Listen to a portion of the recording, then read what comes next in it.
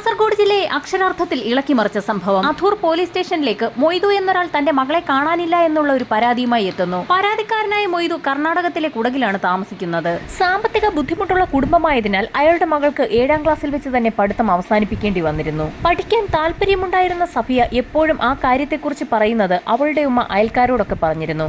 അങ്ങനെയായിരുന്നു അയൽവാസിയായ മൊയ്തീൻകുട്ടി ഹാജി ഇക്കാര്യം അറിയുന്നത്. അങ്ങനെയിരിക്കുമ്പോഴായിരുന്നു കാസർഗോഡ് ജില്ലയിലെ മുടിയാർ എന്ന സ്ഥലത്ത് നിന്ന് ഹംസ എന്നൊരു വ്യക്തി കുടകിലേക്ക് എത്തുന്നത്. ഹംസയുടെ കുട്ടികളെ നോക്കുന്നതിനായി സഫിയെപ്പോലെ ഒരു പെൺകുട്ടിയെ ആവശ്യമുണ്ടെന്ന് അയാൾ വീട്ടുകാരെ അറിയിച്ചു. ആവശ്യം കേട്ടപ്പോൾ തന്നെ സഫിയയുടെ വീട്ടുകാർ എതിർത്തു. ഈ സമയത്താണ് മൊയ്തീൻകുട്ടി ഹാജിയെയും കൂട്ടി ഹംസ വീണ്ടും ആ വീട്ടിലേക്ക് എത്തുന്നത്. പഠിക്കാൻ താല്പര്യമുള്ള സഫിയയെ അവരുടെ വീട്ടിലെ ഒരു അംഗത്തെ പോലെ കണ്ട് പഠിപ്പിച്ച് വളർത്തിക്കൊള്ളാമെന്നും ഭാവിയിൽ അവളുടെ വിവാഹവും അവർ തന്നെ നടത്തിക്കൊള്ളാമെന്നും മൊയ്തീൻകുട്ടി ഹാജി സഫിയയുടെ വീട്ടുകാരെ അറിയിച്ചു. പഠനം നിലച്ചിരിക്കുന്ന സഫിയയെ വീണ്ടും പഠിപ്പിക്കാനായി ആളുകൾ രംഗത്തെത്തിയതോടുകൂടി അവളുടെ ഭാവി രക്ഷപ്പെടുമല്ലോ എന്ന് കരുതി മൊയ്തുവും ഭാര്യയും അവരുടെ മകൾ സഫിയയെ ഹംസയ്ക്കൊപ്പം കാസർഗോഡേക്ക് അയച്ചു. കർണാടകത്തിലും ഗോവയിലുമൊക്കെ കൺസ്ട്രക്ഷൻ സൈറ്റുകളുള്ള വ്യക്തിയായിരുന്നു ഹംസ. ഹംസയുടെ വീട്ടിൽ നിന്നും തന്റെ വീട്ടിലേക്ക് ഇടയ്ക്കിടയ്ക്ക് സഫിയ വിളിക്കാറുണ്ടായിരുന്നു. ആ സമയത്ത് തനിക്ക് അവിടെ നിൽക്കാൻ ബുദ്ധിമുട്ടുണ്ടെന്നുള്ള കാര്യമടക്കം അവൾ വീട്ടുകാരെ അറിയിച്ചിരുന്നു. കാസർഗോഡ് ഹംസയുടെ വീട്ടിൽ താമസിക്കുന്ന മകളെ തിരികെ വീട്ടിലേക്ക് കൂട്ടിക്കൊണ്ടുവരാൻ മൊയ്തു തീരുമാനിക്കുകയും അക്കാര്യം ഹംസയെ വിളിച്ചറിയിക്കുകയും ചെയ്തു. എന്നാൽ തങ്ങളിപ്പോൾ കാസർഗോഡ് ജില്ലയിലല്ല എന്നും ഹംസയുടെ പുതിയ കൺസ്ട്രക്ഷൻ വർക്ക് ഗോവയിൽ നടക്കുന്നതിനാൽ കുടുംബത്തോടൊപ്പം അയാൾ ഗോവയിലാണെന്നും അതിനാൽ സഫിയയും അവർക്കൊപ്പം ഗോവയിലാണുള്ളതെന്നും ഹംസ മൊയ്തുവിനെ അറിയിച്ചു. 1 മാസം കൂടി കഴിയുമ്പോൾ ഗോവയിലെ കൺസ്ട്രക്ഷൻ വർക്ക് തീർത്ത് ഹംസയും കുടുംബവും കാസർഗോഡേക്ക് എത്തും. ആ സമയത്ത് മകൾ സഫിയയെ കാസർഗോഡെത്തി കൂട്ടിക്കൊണ്ടു പോകാമെന്ന് മൊയ്തുവും കുടുംബവും തീരുമാനിച്ചു. 1 മാസം കൂടി കഴിയുമ്പോൾ മകളെ കാണാമെന്ന് കരുതി കാത്തിരിക്കുമ്പോഴായിരുന്നു ഹംസയുടെ ഒരു ഫോൺ കോൾ മൊയ്തുവിന് ലഭിക്കുന്നത്. പറഞ്ഞതിലും നേരത്തെ തങ്ങൾ കാസർഗോഡേക്ക് മടങ്ങിയെത്തി എന്നായിരുന്നു ഹംസ അറിയിച്ചത്. വഴിച്ചെലവിനായുള്ള പണം ആരിൽ നിന്നൊക്കെയോ കടവും വാങ്ങി സഫിയയ്ക്ക് ഏറെ ഇഷ്ടമുള്ള നെല്ലിക്കയും വാങ്ങി അവളെ കാണുന്നതിനായി കുടകിൽ നിന്നും മൊയ്തു കാസർഗോഡേക്ക് തിരിച്ചു. ഹംസയുടെ വീട്ടിലെത്തി മകൾ സഫിയ എവിടെയെന്ന് ചോദിച്ചപ്പോൾ തന്നെ അയാളുടെ മുഖമൊന്ന് മാറി. ഇവിടെ ചെറിയൊരു പ്രശ്നമുണ്ടെന്നും അതുകൊണ്ടാണ് മൊയ്തുവിനെ ഇപ്പോൾ ഇവിടേക്ക് വിളിച്ചു വരുത്തിയതെന്ന് ഹംസ പറഞ്ഞു. എന്താണ് പ്രശ്നമെന്ന് ചോദിച്ചപ്പോൾ ഞെട്ടിക്കുന്ന ഒരു വിവരമായിരുന്നു ഹംസ പറഞ്ഞത്. ഹംസയുടെ ഇളയ മകളും സഫിയയും കൂടി മുറ്റത്ത് ഒളിച്ചു കളിക്കുന്നതിനിടയിൽ സഫിയെ കാണാതായിരിക്കുന്നു. വീടും പരിസരവുമെല്ലാം അരിച്ചു പറക്കിയെങ്കിൽ പോലും സഫിയെ കണ്ടെത്താനായില്ല എന്നാണ് ഹംസ പറഞ്ഞത്. മൊയ്തുവിനെയും കൂട്ടി ഹംസ കാസർഗോഡ് പോലീസ് സ്റ്റേഷനിലെത്തി സഫിയെ കാണാനില്ല എന്ന് പരാതി നൽകി. എന്ത് ചെയ്യണമെന്നറിയാതെ വിഷമിച്ചു നിന്ന മൊയ്തുവിനോട് സഫിയയെ 2 ദിവസത്തിനകം തന്നെ പോലീസ് കണ്ടെത്തുമെന്നും സമാധാനമായി കുടകിലേക്ക് മടങ്ങിപ്പോയി ഭാര്യയെ വിവരമറിയിക്കാനും പറഞ്ഞു. ഹംസ പറഞ്ഞതനുസരിച്ച് മൊയ്തു കുടകിലേക്ക് പുറപ്പെട്ടു. വീട്ടിലെത്തിയ മൊയ്തു ഭാര്യയോട് ഒരാഴ്ച കഴിയുമ്പോൾ മകൾ മടങ്ങിയെത്തുമെന്നാണ് പറഞ്ഞത്. മൊയ്തു ഇടയ്ക്കിടയ്ക്ക് ഹംസയെ ഫോണിൽ ബന്ധപ്പെട്ടുവെങ്കിലും സഫിയെക്കുറിച്ച് ഒരു വിവരവും കിട്ടിയിട്ടില്ല എന്നായിരുന്നു അയാൾ പറഞ്ഞത്. അങ്ങനെയിരിക്കെ ഒരു ദിവസം കാസർഗോഡ് അധൂർ പോലീസ് സ്റ്റേഷനിൽ നിന്നും മൊയ്തുവിന് ഒരു കോൾ എത്തി. സ്റ്റേഷനിലേക്ക് മൊയ്തു എത്തണമെന്നാവശ്യപ്പെട്ടുകൊണ്ടുള്ള SIയുടെ ഫോൺ കോൾ ആയിരുന്നു അത്. പോലീസ് പറഞ്ഞത് പ്രകാരം മൊയ്തുവും കുടുംബവും അധൂർ പോലീസ് സ്റ്റേഷനിലെത്തി. സ്റ്റേഷനുള്ളിലേക്ക് കയറി അല്പസമയത്തിനകം തന്നെ മൊയ്തുവിനെ പോലീസ് ചോദ്യം ചെയ്തു തുടങ്ങി. മകളെ ഒളിപ്പിച്ചു വെച്ച ശേഷം പോലീസ് സ്റ്റേഷനിൽ പരാതി നൽകിയിരിക്കുകയല്ലേ എന്നായിരുന്നു പോലീസിന്റെ ആദ്യ ചോദ്യം. ഇത് കേട്ട് മൊയ്തുവിന്റെ ഭാര്യ ആകെ അമ്പരന്നു. തന്റെ മകൾ സഫിയെ കാണാനില്ല എന്ന് അപ്പോഴാണ് ആ സ്ത്രീ അറിയുന്നത്. തനിക്കൊന്നും അറിയില്ല എന്ന് പറഞ്ഞ മൊയ്തുവിനെ പോലീസ് സംഘം ലോക്കപ്പിലാക്കി. ഇതൊക്കെ കണ്ടുകൊണ്ട് കൈക്കുഞ്ഞുമായി പോലീസ് സ്റ്റേഷനിൽ നിൽക്കുന്ന മൊയ്തുവിന്റെ ഭാര്യ അലമുറയിട്ട് കരഞ്ഞു തുടങ്ങി. ആയിഷയുടെ കരച്ചിൽ സഹിക്കവയ്യാതെ പോലീസ് സംഘം മൊയ്തുവിനെ ലോക്കപ്പിൽ നിന്ന് പുറത്തിറക്കി. സഫിയയുടെ മിസ്സിംഗ് കേസിൽ മൊയ്തുവിനെ സംശയമുണ്ടെന്നും പോലീസ് എപ്പോൾ ആവശ്യപ്പെട്ടാലും സ്റ്റേഷനിൽ ഹാജരാകണമെന്ന വാണിംഗ് നൽകി മൊയ്തുവിനെ ആയിഷയ്ക്കൊപ്പം വിട്ടയച്ചു. അവർ കുടകിലേക്ക് മടങ്ങിയെങ്കിലും മൊയ്തു എല്ലാ ദിവസവും പോലീസ് സ്റ്റേഷനിൽ വിളിച്ച് സഫിയെക്കുറിച്ചുള്ള വിവരങ്ങൾ തിരക്കുന്നുണ്ടായിരുന്നു. ദിവസങ്ങൾ കഴിഞ്ഞിട്ട് സഫിയെക്കുറിച്ച് ഒരു വിവരവും ലഭിക്കാത്ത സാഹചര്യത്തിൽ മൊയ്തുവും കുടുംബവും കുടകിൽ നിന്നും കാസർഗോഡെത്തി അവരുടെ സുഹൃത്തുക്കളുടെ സഹായത്തോടുകൂടി ചില രാഷ്ട്രീയ നേതാക്കളെയൊക്കെ കാണുകയും അന്വേഷണത്തിന് യാതൊരു പുരോഗതിയും ഇല്ല എന്നുള്ള കാര്യം അറിയിക്കുകയും ചെയ്തു. രാഷ്ട്രീയ നേതാക്കളുടെ നേതൃത്വത്തിൽ വീണ്ടും പോലീസ് സ്റ്റേഷനിലെത്തി വിവരങ്ങൾ ധരിപ്പിച്ചെങ്കിലും ആഴ്ചകൾ പിന്നിട്ടിട്ടും സഫിയെക്കുറിച്ച് യാതൊരു വിവരവും ലഭിച്ചില്ല. കേസ് അന്വേഷണത്തിലെ അനാസ്ഥ ചൂണ്ടിക്കാട്ടിക്കൊണ്ട് രാഷ്ട്രീയ സംഘടനകളുടെ നേതൃത്വത്തിൽ ഒരു ആക്ഷൻ കമ്മിറ്റി രൂപീകരിക്കുകയും സഫിയയുടെ ഉമ്മ 120 ദിവസത്തോളം അവിടെ ഒരു നിരാഹാര സമരം നടത്തുകയും ചെയ്തു. സമരം ഫലം കണ്ടു. സർക്കാർ കേസന്വേഷണം ലോക്കൽ പോലീസിൽ നിന്നും ക്രൈംബ്രാഞ്ചിലേക്ക് മാറ്റി. കണ്ണൂർ ഡിവൈഎസ്പിയുടെ നേതൃത്വത്തിലുള്ള സംഘമായിരുന്നു പിന്നീട് അങ്ങോട്ട് കേസ് അന്വേഷിച്ചത്. ആദ്യം തന്നെ അധൂർ പോലീസ് സ്റ്റേഷനിൽ മൊയ്തു നൽകിയ പരാതിയും അതിന്മേൽ അധൂർ പോലീസ് സ്റ്റേഷനിലെ പോലീസുകാർ നടത്തിയ അന്വേഷണ റിപ്പോർട്ടുമായിരുന്നു ക്രൈംബ്രാഞ്ച് സംഘം പരിശോധിച്ചത്. റിപ്പോർട്ട് പരിശോധിച്ച ക്രൈംബ്രാഞ്ച് സംഘം അക്ഷരാർത്ഥത്തിൽ നടുങ്ങിപ്പോയെന്ന് തന്നെ പറയാം. കാരണം സഫിയ കേസിൽ അധൂർ പോലീസ് സ്റ്റേഷനിൽ യാതൊരു അന്വേഷണവും നടന്നിട്ടില്ല എന്ന് ആ റിപ്പോർട്ട് വായിച്ചതിൽ നിന്നും വ്യക്തമായി. ക്രൈംബ്രാഞ്ച് SP ഫിലിപ്പിന്റെ നേതൃത്വത്തിൽ ആ അന്വേഷണ സംഘം സഫിയെ കാണാതായ ആ വീട്ടിൽ നിന്ന് തന്നെ അന്വേഷണം ആരംഭിച്ചു. അന്വേഷണത്തിന്റെ ഭാഗമായി ഹംസയെ പോലീസ് സ്റ്റേഷനിലേക്ക് വിളിച്ചു വരുത്തി ചോദ്യം ചെയ്തു.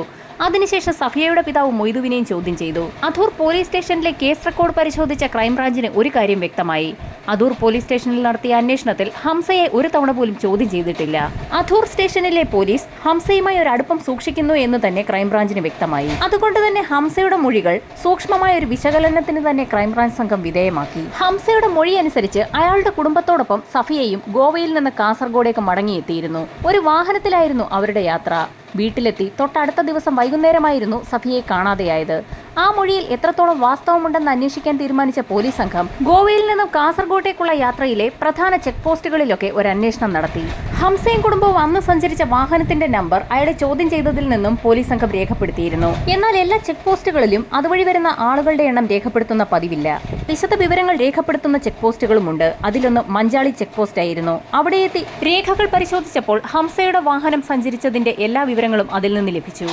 വാഹനത്തിൽ സഞ്ചരിച്ച ആളുകളുടെ എണ്ണത്തിന്റെ സ്ഥാനത്ത് 3+1 എന്ന് എഴുതിയിരിക്കുന്നത് കണ്ട് സംശയം തോന്നിയ പോലീസ് ഉദ്യോഗസ്ഥർ ചെക്ക് പോസ്റ്റിൽ ഡ്യൂട്ടിയിലുണ്ടായിരുന്നവരോട് എന്തുകൊണ്ടാണ് ഇങ്ങനെ എഴുതിയിരിക്കുന്നതെന്ന് തിരക്കി. മുതിർന്നവരെയും കുട്ടികളെയും തമ്മിൽ വേർതിരിച്ചറിയുന്നതിന് വേണ്ടിയാണ് പ്ലസ് ഇട്ട് രേഖപ്പെടുത്തുന്നതെന്നായിരുന്നു അവരുടെ മറുപടി. ചെക്ക് പോസ്റ്റിലെ രേഖകൾ പ്രകാരം ഹംസയുടെ വാഹനത്തിൽ 3 മുതിർന്നവരും ഒരു കുട്ടിയും ഉണ്ടായിരുന്നുവെന്നാണ് അതിൽ നിന്നും അർത്ഥമാക്കുന്നത്.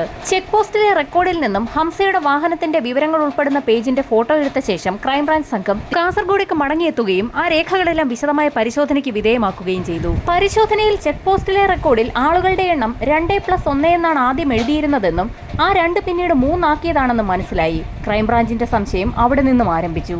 എന്തുകൊണ്ടായിരിക്കാം 2 എന്നെഴുതിയത് പിന്നീട് 3 ആക്കി മാറ്റിയത്? ഹംസ ക്രൈംബ്രാഞ്ചിന് നൽകിയ മൊഴി അനുസരിച്ച് ഗോവയിൽ നിന്ന് കാസർഗോഡേക്ക് മടങ്ങിയെത്തിയിരിക്കുന്നത് ഹംസയും ഭാര്യയും അയാളുടെ കുട്ടിയും അവരോടൊപ്പം സഫിയയുമാണ്. ചെക്ക് പോസ്റ്റിലെ രേഖകൾ പ്രകാരം ഹംസ, ഭാര്യ, സഫിയ പ്ലസ് കുഞ്ഞ്, അതാണ് 3+1. ചെക്ക് പോസ്റ്റ് രേഖയിലെ 2നെ 3 ആക്കിയിരിക്കുന്നത് എന്തുകൊണ്ടാണെന്നുള്ള സംശയത്തെ തുടർന്ന് ഹംസയുടെ കുടുംബത്തെ ഒന്നുകൂടി ചോദ്യം ചെയ്യാൻ ക്രൈംബ്രാഞ്ച് സംഘം തീരുമാനിച്ചു. ചോദ്യം ചെയ്യലിൽ കാസർഗോഡേക്ക് മടങ്ങി വന്ന ഹംസയ്ക്കും കുടുംബത്തിനുമൊപ്പം സഫിയയും ഉണ്ടായിരുന്നെന്നും താനായിരുന്നു ആ സമയത്ത് വാതിൽ തുറന്നു കൊടുത്തതെന്നും ഹംസയുടെ അമ്മ പോലീസിന് മൊഴി നൽകി. ഹംസയുടെയും ഭാര്യയുടെയും ഉമ്മയുടെയും മൊഴികൾ റെക്കോർഡ് ചെയ്ത പോലീസ് സംഘം അത് വീണ്ടും വീണ്ടും കേട്ടുനോക്കി. ആരോ പറഞ്ഞു പഠിപ്പിച്ചതുപോലെയുള്ള മൊഴികളാണ് 3 പേരും പറയുന്നതെന്ന് ക്രൈംബ്രാഞ്ച് സംഘത്തിന് വ്യക്തമായി. ഈ 3 പേരെ കൂടാതെ ഇവരുമായി ബന്ധമുള്ള മറ്റാരെയെങ്കിലും ചോദ്യം ചെയ്തെങ്കിൽ മാത്രമേ സംഭവത്തിന്റെ നിജസ്ഥിതി മനസ്സിലാക്കാൻ കഴിയൂ എന്ന് പോലീസിന് വ്യക്തമായതോടുകൂടി അവർ ഹംസയുടെ സഹായിയായ അബ്ദുള്ളയെ കസ്റ്റഡിയിലെടുക്കാൻ തീരുമാനിച്ചു. ഹംസയുടെ പരിചയക്കാരെയും ബന്ധുക്കളെയും ഒക്കെ നേരത്തെ ക്രൈംബ്രാഞ്ച് സംഘം ചോദ്യം ചെയ്ത കൂട്ടത്തിൽ അന്ന് അബ്ദുള്ളയെയും ചോദ്യം ചെയ്തിരുന്നു. എന്നാൽ അന്ന് ഹംസ പറഞ്ഞ അതേ മറുപടികൾ തന്നെയായിരുന്നു അബ്ദുള്ളയും പറഞ്ഞത്. അതുകൊണ്ട് തന്നെ ഇത്തവണ കർക്കശമായ രീതിയിൽ തന്നെയായിരുന്നു ക്രൈംബ്രാഞ്ചിന്റെ ഇടപെടൽ. നിൽക്കക്കള്ളിയില്ലാതെ വന്നതോടുകൂടി അബ്ദുള്ള ആ കാര്യം പോലീസിനോട് തുറന്ന് സമ്മതിച്ചു. ഗോവയിൽ നിന്ന് അന്ന് കാസർഗോട്ടേക്ക് മടങ്ങിയെത്തിയത് ഹംസയും ഭാര്യയും അയാളുടെ കുട്ടിയുമായിരുന്നു. ചെക്ക് പോസ്റ്റിലെ ഉദ്യോഗസ്ഥരെ സ്വാധീനിച്ച ഹംസ റെക്കോർഡിൽ തിരുത്തലുകൾ വരുത്തുകയായിരുന്നു. വളരെ നിർണായകമായ ഒരു ഇൻഫർമേഷൻ ആയിരുന്നു ക്രൈംബ്രാഞ്ചിന് അബ്ദുള്ളയിൽ നിന്ന് ലഭിച്ചത്. അബ്ദുള്ളയുടെ മൊഴിയുടെ അടിസ്ഥാനത്തിൽ ക്രൈംബ്രാഞ്ച് സംഘം ഹംസയെ കസ്റ്റഡിയിലെടുത്ത് ചോദ്യം ചെയ്യൽ ആരംഭിച്ചു. തനിക്കൊന്നും അറിയില്ല എന്ന് പറഞ്ഞ ഹംസയ്ക്ക് അബ്ദുള്ളയുടെ മൊഴി റെക്കോർഡ് ചെയ്തത് പോലീസ് സംഘം കേൾപ്പിച്ചു കൊടുത്തു. ഗോവയിൽ നിന്ന് കർണാടകത്തിലേക്ക് വരുന്ന വഴിയുള്ള മജോളി ചെക്ക് പോസ്റ്റ് വഴി ഹംസയുടെ വാഹനം കടന്നുപോയപ്പോൾ അതിൽ അയാളും ഭാര്യയും കുട്ടിയുമേ ഉണ്ടായിരുന്നുള്ളൂ എന്ന് വ്യക്തമാക്കുന്നതായിരുന്നു അബ്ദുള്ളയുടെ മൊഴി. ചെക്ക് പോസ്റ്റിലെ റെക്കോർഡുകൾ തിരുത്തിയിരിക്കുന്ന ഫോട്ടോ കൂടി ക്രൈംബ്രാഞ്ച് സംഘം ഹംസയെ കാണിച്ചു. എല്ലാം തങ്ങൾക്ക് മനസ്സിലായെന്നും ഇനിയൊന്നും ഒളിക്കേണ്ടതില്ല എന്നുകൂടി ഡിവൈഎസ്പി പറഞ്ഞത് കേട്ടപ്പോൾ ഹംസയാകെ വിളറി വിളുത്തു. പോലീസിന്റെ ചോദ്യങ്ങൾക്ക് മുൻപിൽ പിടിച്ചു നിൽക്കാനാവാത്ത ഹംസ വളരെ വിചിത്രമായ ഒരു കഥയാണ് പറഞ്ഞത്. അവർ ഗോവയിലായിരുന്നപ്പോൾ ഒരു ദിവസം സുഖമില്ലാത്ത കുഞ്ഞിനെയും കൊണ്ട് ഹംസയുടെ ഭാര്യ മൈമുന ആശുപത്രിയിലേക്ക് പോയി. ഈ സമയത്ത് അടുക്കളയിലേക്ക് അരിവാർക്കുന്നതിനായി കയറിയ ഹംസയെ സഹായിക്കുന്നതിനായി സഫിയയും ഒപ്പം കൂടി. അരിവാർക്കുന്നതിനിടയിൽ അറിയാതെ കൈതെന്നി തിളച്ച കഞ്ഞിവെള്ളവും ചോറും കൂടി സഫിയയുടെ പുറത്തേക്ക് വീണു. ഗുരുതരമായി പൊള്ളലേറ്റ് നിലവിളിച്ചു കരഞ്ഞ സഫിയയെ തൊട്ടപ്പുറത്തെ മുറിയിലിരുത്തിയ ശേഷം ഹംസ പുറത്തുപോയി പാരസെറ്റമോൾ വാങ്ങിച്ചു കൊണ്ടുവന്ന് അവൾക്ക് കൊടുത്തു. അത് കഴിച്ചെങ്കിലും വേദന കുറയാതെ നിലവിളിച്ച് കരഞ്ഞുകൊണ്ടിരുന്ന അവൾ ഏതാനും നിമിഷങ്ങൾക്കകം തന്നെ തറയിലേക്ക് വീണ് പിടഞ്ഞു മരിക്കുകയായിരുന്നു. ഗുരുതരമായി പൊള്ളലേറ്റ സഫിയയെ എന്തുകൊണ്ടാണ് ആശുപത്രിയിൽ എത്തിക്കാഞ്ഞതെന്ന് പോലീസ് ചോദിച്ചപ്പോൾ അവൾക്ക് പ്രായം കുറവായിരുന്നതിനാൽ ആശുപത്രിയിൽ എത്തിച്ചാൽ അവളെ താൻ ജോലിക്ക് നിർത്തിയിരിക്കുകയാണെന്നുള്ള വിവരം പോലീസുകാരറിയുമെന്നും അത് ഭയപ്പെട്ടാണ് അവളെ ആശുപത്രിയിൽ പ്രവേശിപ്പിക്കാഞ്ഞതെന്നും ഹംസ മൊഴി നൽകി.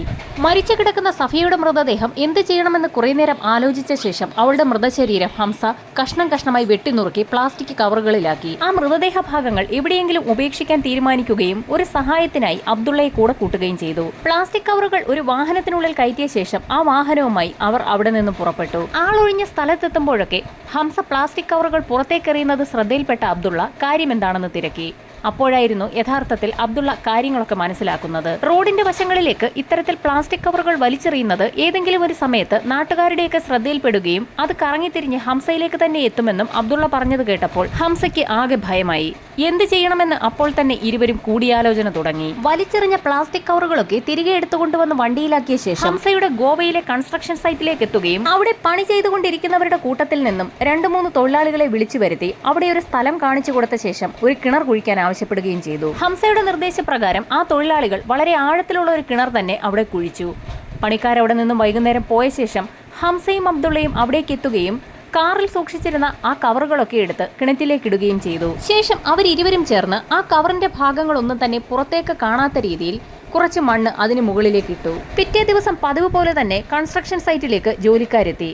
ഈ സമയത്ത് അവിടെ എത്തിയ അബ്ദുള്ളയും ഹംസയും അവർ നേരത്തെ കുഴിച്ച കിണറിന്റെ സ്ഥാനം ശരിയല്ല എന്നും അതുകൊണ്ട് ആ കിണർ മൂടി മറ്റൊരു സ്ഥാനത്ത് കിണർ കുത്തണമെന്നും ആവശ്യപ്പെട്ടു. അത് കേട്ട് ഉടൻ തന്നെ ജോലിക്കാർ ആ കിണർ മൂടുകയും ചെയ്തു. ഹംസ പറഞ്ഞ കാര്യങ്ങളൊക്കെ ശരിയാണോ എന്ന് അന്വേഷിക്കുന്നതിനായി ക്രൈംബ്രാഞ്ച് സംഘം കാസർഗോഡ് നിന്നും കർണാടക വഴി ഗോവയിലേക്ക് പുറപ്പെട്ടു. ക്രൈംബ്രാഞ്ചിനൊപ്പം വിദഗ്ധരടങ്ങുന്ന ഫോറൻസിക് ടീമും ഉണ്ടായിരുന്നു. ക്രൈംബ്രാഞ്ച് സംഘം ഗോവ പോലീസ് സ്റ്റേഷനിലെത്തി വിവരങ്ങൾ ധരിപ്പിച്ചു. ഹംസയുമായി കൺസ്ട്രക്ഷൻ സൈറ്റിലേക്ക് എത്തിയ പോലീസ് സംഘം കാണുന്നത് കാട് കയറി കിടക്കുന്ന വലിയൊരു പറമ്പാണ്. ആ പറമ്പിൽ എവിടെയോ ആണ് ഹംസ പറഞ്ഞ ആ കിണറുള്ളത്.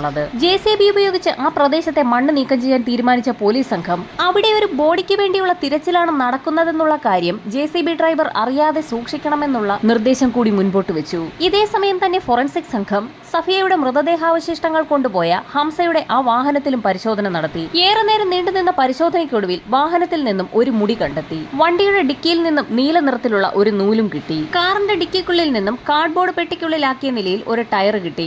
കാർഡ്ബോർഡിന്റെ വശങ്ങളിൽ രക്തക്കറയുണ്ടായിരുന്നതിനാൽ അതും ഫോറൻസിക് സംഘം ശേഖരിച്ചു.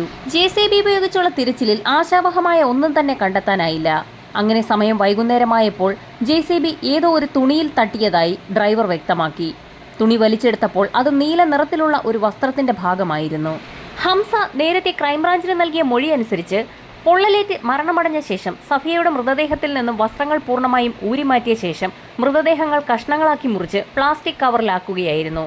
പിന്നീട് എങ്ങനെയാണ് നീല നിറത്തിലുള്ള വസ്ത്രം അവിടെ കണ്ടെത്തിയതെന്നുള്ള പോലീസിന്റെ ചോദ്യത്തിന് അത് തന്റെ ഭാര്യ മൈമുനയുടെ സാരി വെട്ടിത്തയ്ച്ചുണ്ടാക്കിയ ഒരു പാവാടയാണെന്നും മൃതദേഹങ്ങൾ കവറിലാക്കിയ ശേഷം അതെല്ലാം കൂടി നീല നിറത്തിലുള്ള ആ പാവാട തുണിക്കുള്ളിൽ വാരിക്കെട്ടിയായിരുന്നു കൺസ്ട്രക്ഷൻ സൈറ്റിലുള്ള കിണറ്റിനുള്ളിൽ നിക്ഷേപിക്കാൻ അവിടേക്ക് കൊണ്ടുവന്നത്.